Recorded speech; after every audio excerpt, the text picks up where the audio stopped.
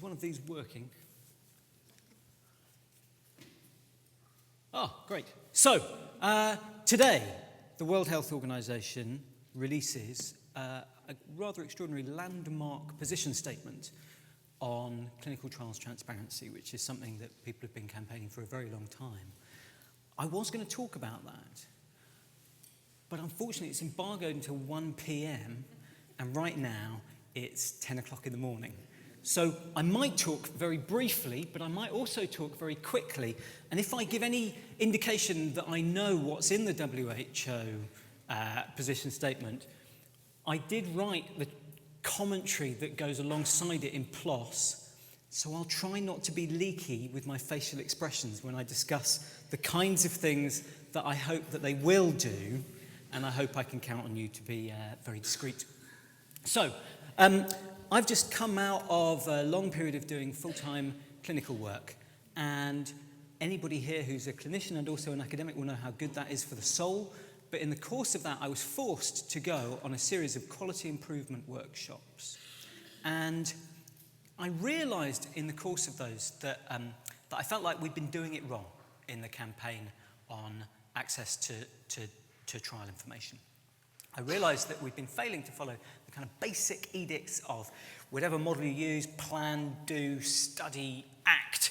So I'm going to talk very briefly about the background of clinical trial transparency and the battle for access to information and how things have moved on a little bit over the past couple of years.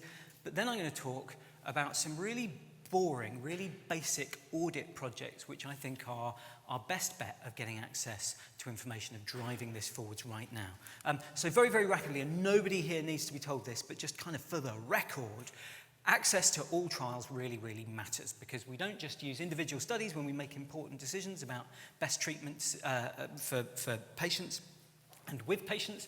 We add all the information up together in a systematic review and a meta-analysis. We put it all in one place.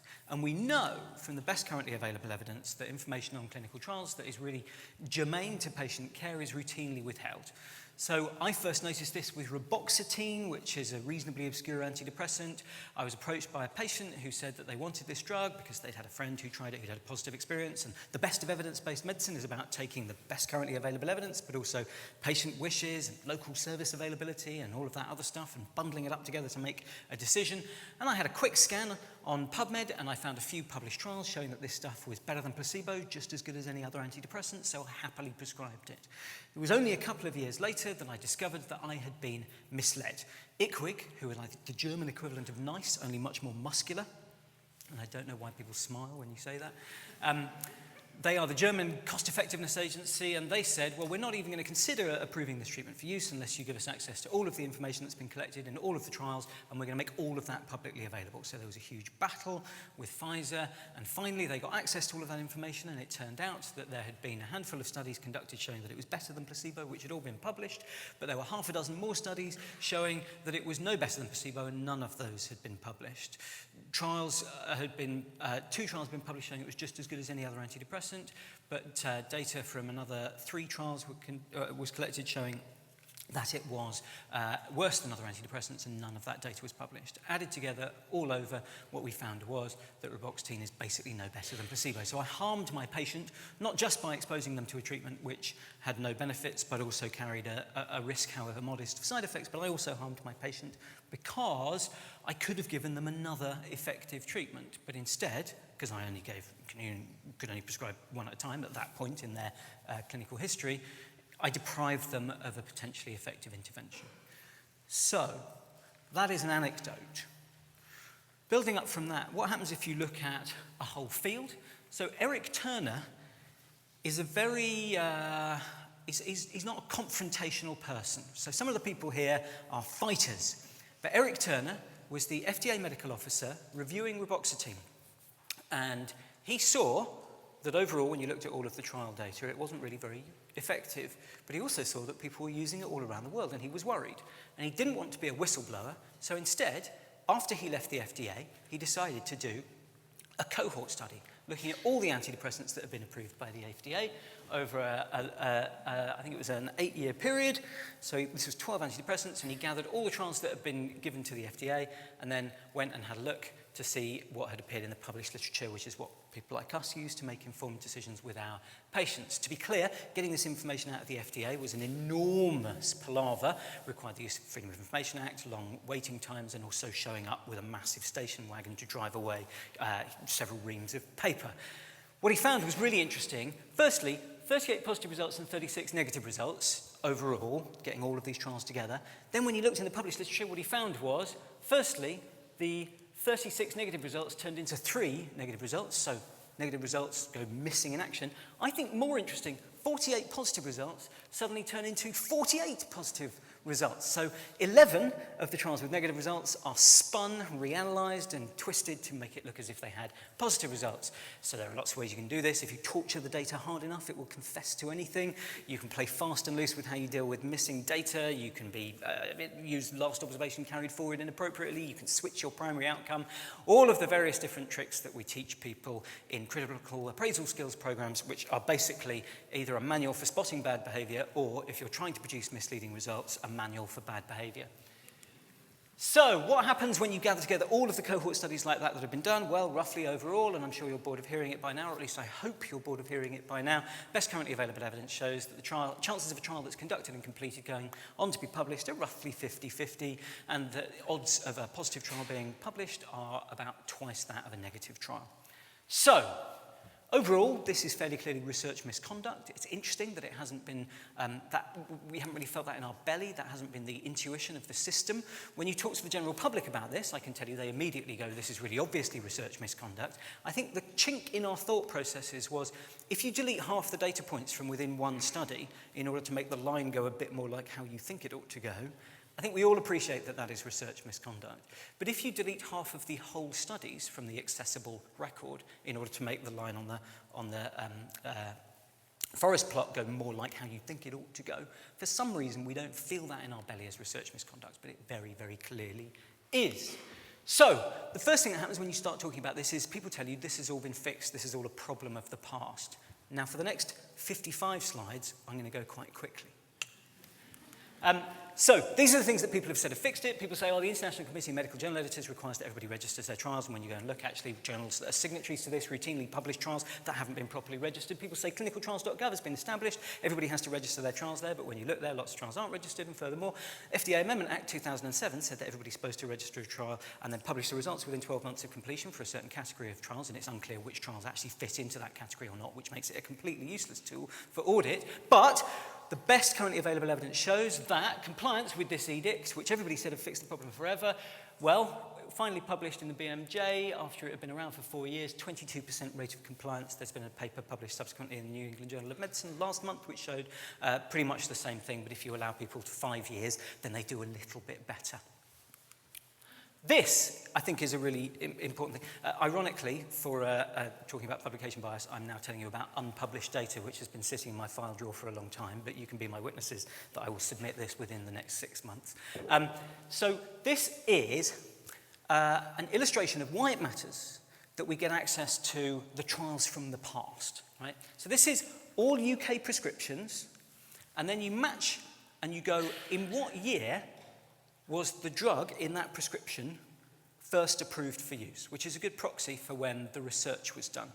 So this is a cumulative percentage. And what you can see here is that if you get access to all of the information on all of the treatments that were approved after about 2007, then that gives you a full picture of the evidence for about 5% of all the treatment decisions that you're making. You have to go back to the 80s, the 90s to have any hope of getting the evidence that covers the treatment decisions that we're really making today, because the treatments that we use today aren't the treatments that came on the market in the last 2 years, the last 4 years. They're the treatments that came on the market in the last 5, 10, 20, and 30 years. So that's the era of information that we need. This is what happens if you ask EMA for information. Everybody laughs when you show that. It's extraordinary, really, how you sort of think the person who was working in the mailroom in the European Medicines Agency even must have just thought, something's wrong here, because the envelope says Cochrane collaboration, and I'm putting this in it. Like, that's nothing about what I'm doing today makes sense. And then Tamiflu has become like the poster child for clinical trials transparency, and that's because it is the single most well-researched drug, I would say, in terms of gathering together all the information on the whole trial program. I think it was an arbitrary choice. I think it could have been anyone. I think Roche were very unlucky that a particularly unusually tenacious group of Cochrane researchers happened to pick up this treatment. But it shows, most importantly, the importance of getting access to clinical study reports. So far, thinking about levels of information, we've got registration, we've got access to summary methods and results. Clinical study reports are really important because we know from research published by IQWiG 2 years ago that clinical study reports contain much, much more information on the methodological quirks, the little protocol deviations, but also the way that a study is flawed by design so that it is no longer a fair test of which treatment is best. They also contain much more complete information, in particular on adverse events when compared with academic journal articles. Then, lastly, access to individual patient data, also really important, but a bit of a red herring, as I will demonstrate in a moment. This is what science should look like. This is the author list of the Early Breast Cancer Trialist Collaborative Group. That's science. Now, and that's an early IPD thing. Okay, so this won't go fast enough. This is a fight. That's what happens if I wear a suit. No more plausible. So, and so we had some arguments. This is interesting. This chap here, Stephen Whitehead, he runs the ABPI, the UK pharma industry body. When we launched the All Trials campaign, he said, "We will not respond to PR-driven initiatives such as All Trials." That's February 2013. In November 2013, on Newsnight, he said, "I never said that." And what made him change his mind? Well, the All Trials campaign, which we started really on a kind of whim with $5,000 off Simon Singh, who's a pop science writer who's more successful than me, so he's able to be a philanthropist. Within a month, we'd signed up 100 patient groups, and we've now signed up, I think, 500 patient groups, and also the Great and the Good, Welcome MRC, all of that. So that's why he changed his mind, I think. We've also begun to see that there is differentiation within the world of clinical, within the world of people who sponsor clinical trials. But, come on, wow. Okay, boring. We had some fights. You can read about them. Some of them are funny. It's mostly funny when people behave badly. This is a good example of somebody behaving badly. So European Medicines Agency said, we're going to have a big trials transparency push. We're going to share clinical study reports. But there are going to be various conditions. You have to sign various legal documents saying that you're going to get in terrible trouble if you do anything that we don't like with the information. And also, you're only allowed to look at the information on the screen. You're not allowed to print it out or download it. So IQWiG, the German equivalent of NICE, only much more muscular, went on this kind of Twitter rampage. It was absolutely extraordinary. So this is the German cost-effectiveness, the German equivalent of NICE. I can only dream that the people in Holborn in the UK NICE would do this. So they started going, what? But breathing is still allowed, I assume, and this is a picture of all the things you're not allowed to do with clinical study reports on screen. This is a man in a wizard's hat. As you can see, they're quite annoyed and quite sarcastic and not ashamed to show it. This is, oh blimey, bad lighting conditions, can't check the endpoint definitions. There's a man with 9 screens in front of him trying to work through the European Medicines Agency's unnecessary administrative barriers. This side's side effect, nervousness, analysing clinical data under a sword of Damocles. That's the terms of use, which they were a bit worried about. A placebo transparency intervention, they ask. And then here they are, Wisemonger, see no data, hear no data, speak no data. So lots of bad behaviour as we go. But, right, how can we get all trials reported? How do we do it? So, I'm quite a simple-minded person. I like simple things and simple solutions. I was forced to go on a quality improvement course, and this is the sort of thing that they showed us. In fact, this is largely gobbledygook to me, but this is actually from the printout. But I roughly feel like I get it. You plan your strategy, you think about your strategy, you monitor it to see it work, and then you reassess and respond if it doesn't. So, what have we tried? So this is the first call for trial registries in medicine that I'm aware of. This is Symes, 1986. Quantitative evidence of publication bias and a call for trial registry. 1986. So we've been writing papers on this for 3 decades now, and we don't seem to have fixed the problem yet. So the answer may not lie in publishing academic papers. We've got Declaration of Helsinki, which says that you have to do it. We've got laws, which say that you have to do it, and they're broadly speaking ignored. This is cumulative percentage of compliance with reporting on clinicaltrials.gov, and again, you can see it's still extremely poor. So, as of 1 o'clock today, whenever somebody doesn't share the results of their clinical trial, you'll be able to say, well, you're in breach of the WHO position statement. But you'll also have already been able to say you're in breach of the Declaration of Helsinki. You've also been able to say that you're in breach of the FDA Amendment Act 2007. So what does that add? So, we've tried writing academic papers. We've tried lobbying, and that's been, I think, quite useful, quite interesting and fun. It's very laborious. We've tried engaging with policymakers. We've tried public engagements. There's endless books and articles and basically what academic snobs think is Ben showing off on the telly. We've engaged with the media. We've had codes of conduct from all kinds of different people. We've had legislation. But one thing that we haven't tried that's really simple and really easy is audit. So I'm going to tell you about a few quick, simple audit projects that we've been working on, which we're going to start bringing to fruition soon, and also one big, expensive one that needs to be done and which deserves money, and deserves money more than the other things that have been done on transparency right now. So this is the audit cycle. You establish a standard of good practice. You measure current practice. You analyse and give feedback. You recommend and implement change, and you really evaluate practices. That's what we should be doing right now. So what can you audit? You can audit policy and you can audit performance. So firstly, we're doing a policy audit, and it's going to be like the Access to Medicines Index. We're going to rank all the companies by all of the promises that they made. We've collected almost all of the data. The only thing that's holding us up is that some of them said that they did things, but they hadn't put them in their public statements, so we've given them until the end of this month to put them in their public statements, and then we draw a line and we stop. We've got a scoring system, which is arbitrary but transparent. We'll be publishing our full data set along there, and it basically scores things like, do you register? Do you have external audit of your registration? How far back do you go? You get extra points for every year that you go back. Do you share summary results? Do you register everything on clinicaltrials.gov? Do you share clinical study reports? Are they available on request only, or are they prospectively shared, and so on? Now, the really nice thing about doing this audit, and we're also going to do it, to be clear, on non-industry sponsors next. We're going to do it on journals to see if they're keeping their promises about the different questions of what they're supposed to do, and we're going to do it on individual institutions. We're going to audit whether they have policies on transparency, whether they control the contracts with sponsors, and so on. And the nice thing about doing this audit has been that absolutely everything that we ask people to do, the gold standard that we have set, every individual thing that we ask people to do is done by at least one company, which means that nobody can say anymore that what we're asking for is impossible, because everything is done by at least somebody. It's also really nice because it shows there's an extremely broad range, and I think it's really important to reward good practice at the same time that we criticise bad practice, but also I think classically, like with all audit, we assume good faith, and people who are doing well have got a lot to teach people who are doing badly. So if anybody wants to know how they can improve their score on the policy audit, we will be very happy to show them. In fact, it's right there in the open data. Next, performance audit. So this is really important. Now, you've got to think, what do we mean by reported? I actually think that academic journal articles are a really bad place to report the results of clinical trials. People are routinely allowed to switch primary outcomes, to do spurious, unspecified subgroup analyses, and so on. Clinicaltrials.gov has been shown in 2 recent papers to be more complete and more accurate, so it contains more information on adverse events, and it's more likely to contain things like primary outcome. So, I would say clinicaltrials.gov is a sensible place to require things to be reported. The nice thing about clinicaltrials.gov is, firstly, it will take trial results from absolutely any trial anywhere in the world. Deborah Zarin, who runs it, has been very clear there are no resource limitations, so anybody who wants to post results on there is welcome to. And that crucially knocks the legs out underneath the first objection that trialists often raise, which is, oh, well, you say publication bias is important, but whenever I submit negative papers, people reject it. Doesn't matter. I don't care about the paper. I want you to put the summary results in tabular format on clinicaltrials.gov, and they will take it. And it will be up there in a month. So hurry up. How much does that cost? Because I think this is important.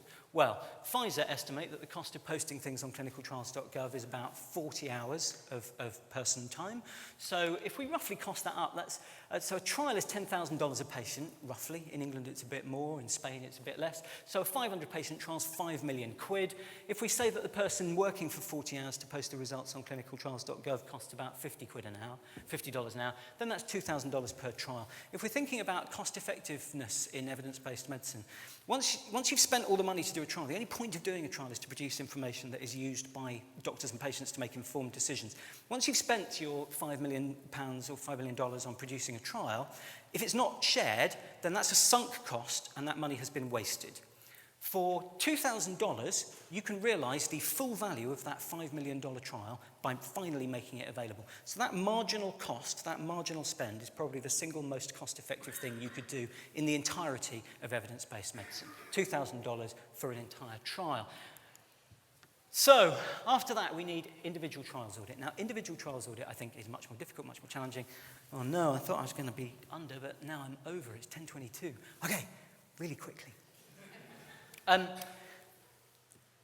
don't think we need any more academic papers on publication bias. looking at a cohort of trials and then saying this is the percentage of trials that have posted their results. I think, more research is needed is a phrase that has been banned by the BMJ, quite rightly. People get very upset if you carry on doing clinical trials after the systematic review shows that the information is in. I don't think we need any more publication bias data set, cohort studies. I think what we do need is complete audit of the entire trialome of all the trials that are done, so that we can then say which trials have been reported, which haven't, and from that, we can then start to give performance figures. And we can give performance figures for individual sponsors, so we can say the following sponsors are the best and the worst for withheld data for individual drugs. So we can say, well, 78% of the trials on this drug have been published, but only 50% of the trials on this drug have been published. We can give information on PIs. So this PI has an appalling track record for failing to publish data, whereas this PI has an unblemished track record for successfully sharing information. And we can look at institutions, and we can say who is the best and the worst for permitting trial results to be withheld. Now, this is not an unachievable goal. In fact, it's a very straightforward thing. It would just require somebody sat there checking that all trials that have been registered are published, and then also proactively going back and requesting past data. It would cost much, much, much less than we're spending on all of the individual patient data sharing projects, which I'll come on to a second if we have enough time. Now, who can use this information? Well, not just campaigners, not just people who like to get angry about trial results being withheld. I think this is also really news you can use. So, for example, I think it's wrong for doctors to use the prescription pad to enact their own political beliefs. I don't think it would be right for a doctor to say, I'm not going to prescribe that company's drugs because I don't approve of people withholding information. However, if you've got two treatments side by side, both have apparently equal effect sizes, but one is made by a company with a proven track record of withholding information, suing the European Medicines Agency to force them to withhold even more information, whereas the other drug is made by a company that has a proven track record of sharing all their results, and indeed the performance metrics for this drug are better, then to me, the conservative, clinically cautious thing to do is to prescribe the treatment that comes from the company where the numbers are more trustworthy. So this audit information is clinically, it has direct clinical relevance. For PIs, so research regulators often say it's quite difficult, it's quite arbitrary to monitor performance. Here, we have a very simple metric where the moment that a PI fails to report a trial within 12 months, it should automatically trigger an investigation on the codes of conduct by their professional regulator and their professional body. I can't think of any simpler, easier way to monitor good research performance than to just sit there and go, it's the 15th of April, you're late, here it goes, now we start proceedings against you. And then country and institution is obviously useful for monitoring. So, some examples of audit. A bit of irony here. The HRA, one region of the HRA has done an audit on performance of trials that they've approved and then gone on to see if they were published. That's unpublished. The NIHR started doing an audit around the time of the first Select Committee inquiry that we managed to trigger. That's not been published. MRC mention in a sort of back of the envelope audit that they did around the time of the first Select Committee report, which is in 2012. That's still not been published. We're doing an audit in Oxford, which is ongoing, of all the trials run in BRC. And we will publish that, but we're also going to publish, and I think this is really important, we're going to publish our recipe, our protocol, but we're going to make it like more friendly than a protocol, right? We're going to share how to do an audit, how to do a local audit, because I think it's only when individual funders and individual institutions start taking this seriously as part of their everyday research governance that this kind of thing gets fixed. Now, the Open Trials database, I should shut up soon. Is it 1026? Okay. So, the Open Trials database, I'm talking about at 12:30 today. We've just got some money to basically grab together all of the evidence that has ever been produced on clinical trials, put it all in one big linked data structure and make it publicly available. So we're gathering things from information from registries, academic journal articles, other sources of results, wherever there's structured data on methods and results, and also trial paperwork like case report forms and all of that. Wherever that's available, we will index it, match it, link it, and present it in nice, friendly ways. If you want to tell us that we're doing it wrong, or you want to tell us how we can do it better, then come along at 12:30, and that's our first workshop. We appointed our project manager 2 weeks ago, and it will be fun and interesting, and you can tell us how to do it properly. From that, we can do, these are sort of early screenshots of our empty database that's now sitting up. So transparency leaderboard, you can say, are the following sponsors the best and the worst? That requires that the full data is populated. We can scrape it automatically, but a lot of it needs manual checking, and if anybody's got any structured data that they'd like to share, then we'd be very happy to have it. And then next, for researchers, you can say things like, okay, so we've got the, is there a pointer? No, I'm not quite tall enough. So up at the top, you can see we're going, all right, we've got a registry entry, we've got a second registry entry. You can start spotting disparities. They're often quite interesting. We've got a trial protocol and we've got registry results, but we're missing an academic paper. If you've got the academic paper or a link to it, here's a little arrow pointing up. Upload it, give it to us. If you've got the consent forms really matter. Sometimes you see a trial and you go, bloody hell, disease-modifying agent withheld from a patient with rheumatoid arthritis. That's going to hurt. I wonder whether they told them that that was going to hurt. I wish I could see the consent form. So I think consent forms should be routinely shared. This won't make people share them, but it provides a place to put them. And if people don't choose to put them there, then that starts to look increasingly bad. We only hope. Science Field Trials Campaign, that's obviously important. Now, lastly, IPD. Have I got 2 minutes? 1 minute. All right. Look, I think I'm really suspicious of the fact that we're spending so much time, effort and money thinking about IPD. I think it's really creepy and really strange, and I think what we've got is capture by industry, and we're not keeping our eye on the ball. This is a survey which we are submitting for publication in 2 weeks' time, and we've basically looked at all of the IPD requests and approvals that have been made through all of the different places that you can do it, so clinical study data request and YODA, obviously, but then all of the individual study sites.